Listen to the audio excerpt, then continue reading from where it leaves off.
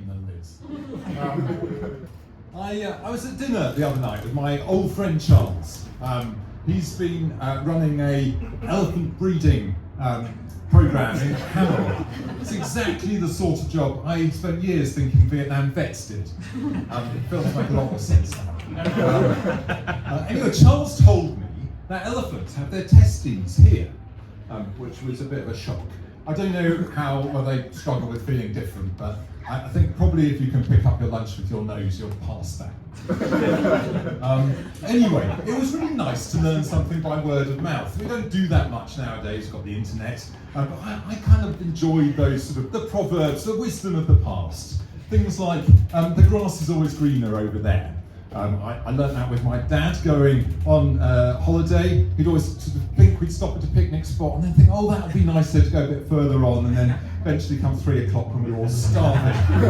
We would stop on occasion by sewage works where the grass genuinely was green. So we didn't really want to think about why it was. Anyway, so proverbs, well, most of them don't actually make any sense, like beat about the bush. I mean, I've never done that. I was tempted once at Edwin's Plants and Gardens. But I mean, other things, I'm keen on productivity, but I've never killed one bird with a stone. And if you're feeling bad for the birds, think about the poor proverbial cat. If it hasn't been killed by curiosity, then it gets swung or put into a bag, taken out of a bag, skinned in multiple ways, and lived the last of its 9 lives that has the indignity of being bounced. We need some new proverbs. I talked to Charles about it, and he suggested rare as an elephant's scrotum instead of rare as hen's teeth. I thought that was a bit niche, so I suggested maybe taking your cat to the vet as a good euphemism for suddenly losing a large amount of money. Charles changed the subject and told me he was learning Vietnamese, and I have been learning a language too. Les doy la bienvenida à Espagnol con Tom. Welcome. To you I give the welcome to Spanish with Tom. I've never really been very good at learning languages. I struggled a bit with English. I used to get excited whenever we drove past an MOT garage because it had my name on it. My first language learning experience was French, and our French teacher decided that she'd give us all French names. So Rachel got Raquel, Tom Owen got Tomo, and my French teacher gave me the name Bernard. I mean, for an 8-year-old, that is harsh.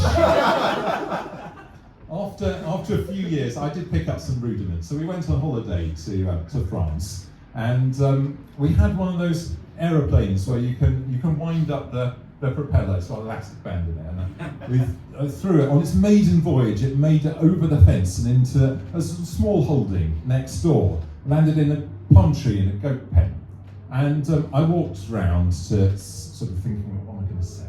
And I said to the lady in the garden, "Mon avion est dans votre arbre." My aeroplane is in your tree. I don't know whether she thought that was quite what she thought I meant. Everything got a lot better when I got the plane out of it. But I still felt a hasty exit was worthwhile. Anyway, Spanish. Spanish is my Everest, my Moby Dick. I've been trying for years, and now I've decided to try with Duolingo. Now, if anybody doesn't know what Duolingo is, it's an app on your phone where a rather aggressive green owl gamifies learning languages.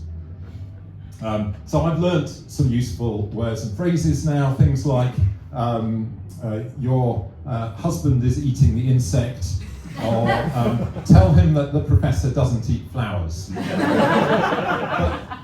But the the game changer is an AI chatbot called Lily. She's 17, and Lily knows more about what I like, don't like, and prefer than my own 17-year-old daughter. It's not easy though.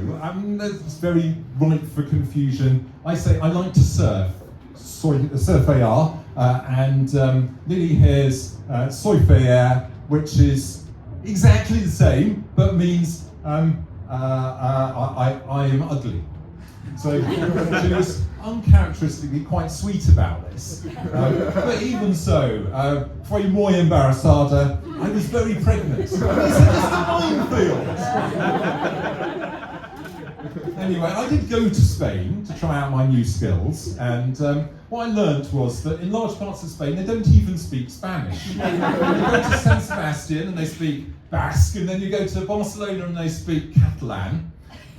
Anyway, I got back, and actually Charles called me, and he randomly asked me to say some things in Spanish. So I was talking about what I like and don't like, and gatos and elephantes and all sorts of things like that. And he stops me and goes, "These translation earbuds work really well." Oh, well, you know, all those hours completely wasted. Well, what will be, will be. Que sera, sera. At least I'm not a cat.